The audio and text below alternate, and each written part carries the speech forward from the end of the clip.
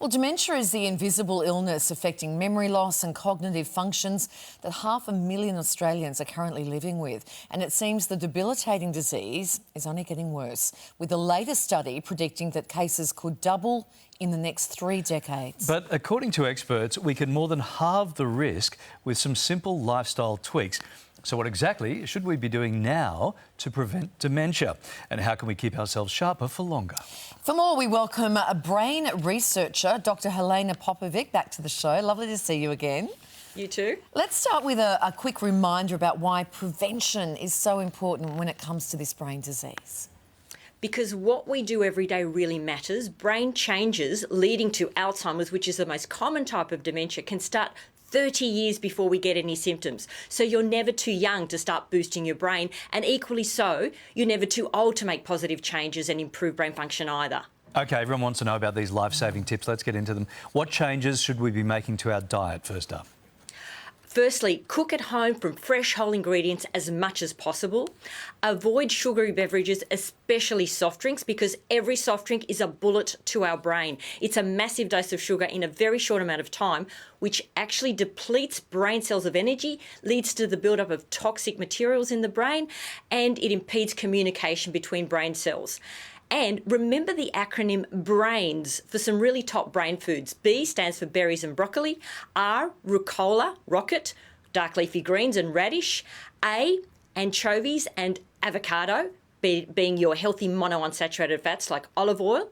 I, iodine, which is found in oysters, seaweed, wild caught fish, eggs, iodized salt.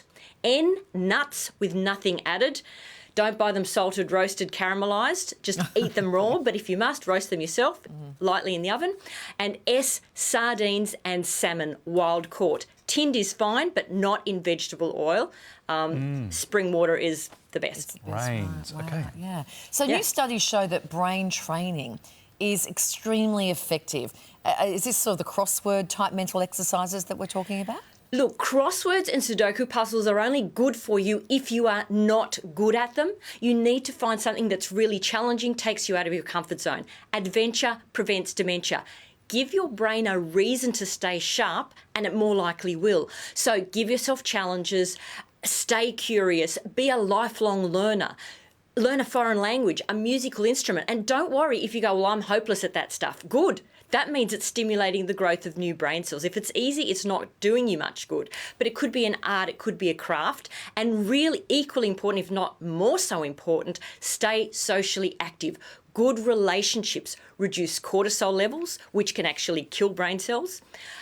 They strengthen our immune system. They give us meaning and purpose, and all these things are so important. And make sure that what you do brings you joy, because positive emotions also boost brain function. Yeah, wow. Oh, Helena, gee, this is a good segment.